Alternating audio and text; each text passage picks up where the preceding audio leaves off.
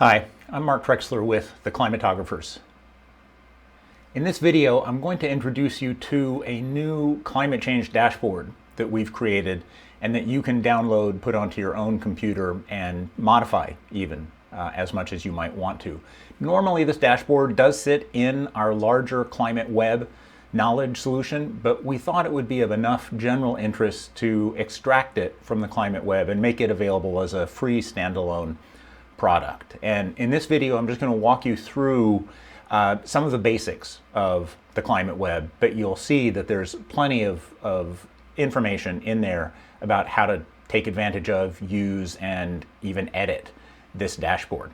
So for starters, let's just take a look at some of the contents of the dashboard, and then I'll show you some of the graphics in just a second. But it starts with sort of a thought-provoking category, the 2-degree countdown clock. How has climate changed, the climate changed since your birth? How hot will it get in my lifetime? These are some interesting sort of interactive sites that we found that you can instantly access through the dashboard. Then you can come down into the world today and see today's weather map, today's ocean temperature anomalies map, daily sea ice extent for the northern hemisphere, Washington Post's climate coverage. That's the world today. Climate science and history, what's really warming the world, timeline of Earth's average temperature, tipping points, getting into greenhouse gases concentrations. You can see sort of the latest data on CO2, on methane, on SF6, on N2O, how national emissions have been changing over time, which companies have emitted the most CO2 over time. These are all visuals that are under the greenhouse gas emissions heading. Then you get into the monthly assessments that tend to be updated, not daily, but monthly U.S. wildfires report, drought, tropical cyclones report, most of these from NOAA and other U.S. Data sources. Then you get into climate trends and fingerprints, so you can take a look at the average global temperature change, the Actuary's Climate Index, which is very interesting, monthly sea surface temperature trends, global sea level rise, ocean heat content change, Arctic oscillation, global cloud cover, global land surface temperature. You don't have to look at all of these things all the time. You don't even have to be interested in all of these things, but we've organized several hundred things here for you that are pretty unique in terms of pulling them all together in a way that is easy to use and easy to modify. Then we get into the longer term climate forecasts.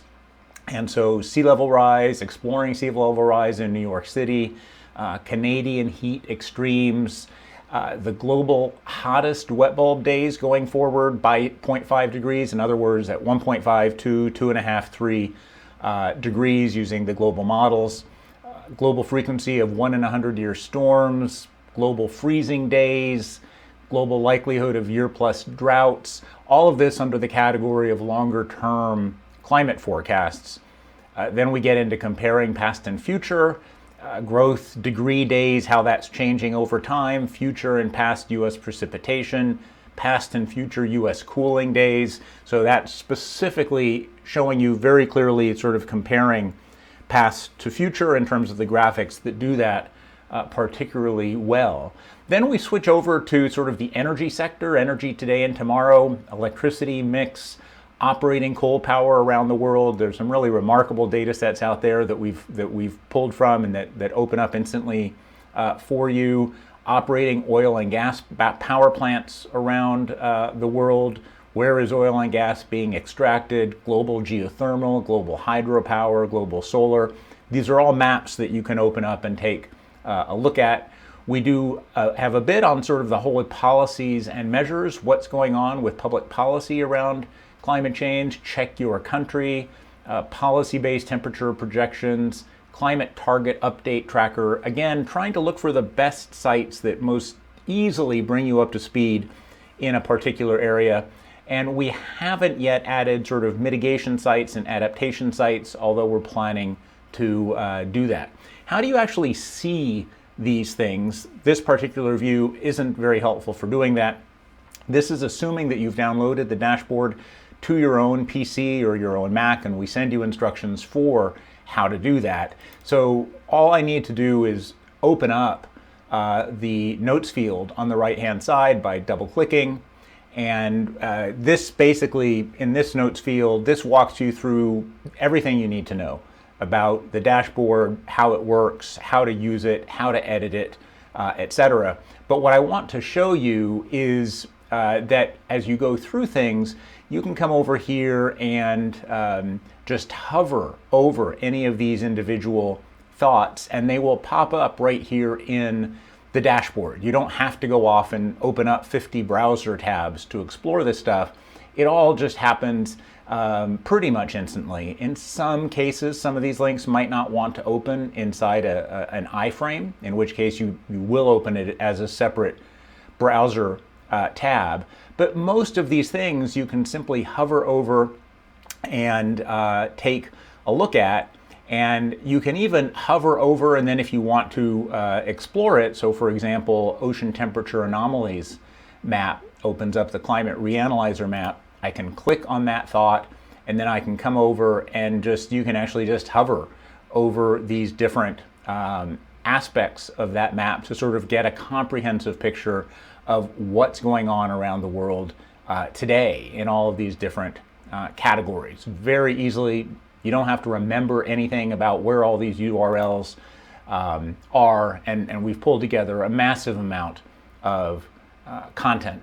Same for latest methane trends, where you can go in and look at the latest information, or US wildfires report, which will open up and give you a lot more information there, or the Actuaries Climate Index, which is very interesting work that they've done that shows you in a very interesting visual way how things have been changing in Canada and the United States.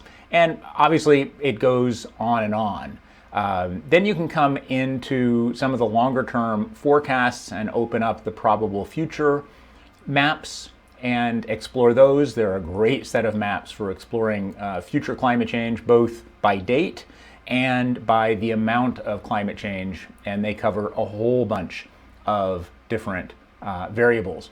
Or you can come over into the energy and actually see a map of the world's coal terminals, and it's amazing how much infrastructure is actually out there in terms of whether it's coal terminals, proposed coal mines, global coal mines, operating coal power. There are maps for all of these different things that you can explore in the dashboard. And then I can simply scroll to the next, and you can do the same for solar power, etc. And then for a bunch of the policies and measures, sort of best websites that are out there. We also tell you exactly how to edit the dashboard if you want to edit it. And so, for example, if you don't want a particular thought, you can simply right click on that thought and you can forget it, and it will disappear from the dashboard. And it's almost as easy to add new thoughts to the dashboard if you want to customize the dashboard for your own purposes. Now, something else that I'll mention is that we've also added a bunch of infographics. So, for example, selected infographics. You can come in here and in the Climate Web, we've pulled together thousands of infographics. But here, we've pulled together just some of whether it's Information is Beautiful or Our World in Context and Data.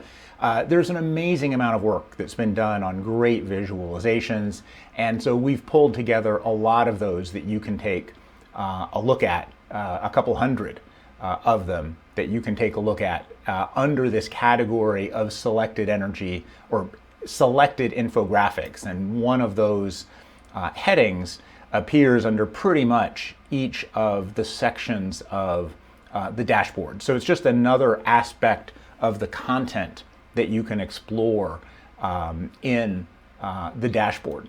So that's a quick review. It's very easy to download and get set up. We send you all the information that you need. It's free. The underlying software, you can use the free version of the Brain software.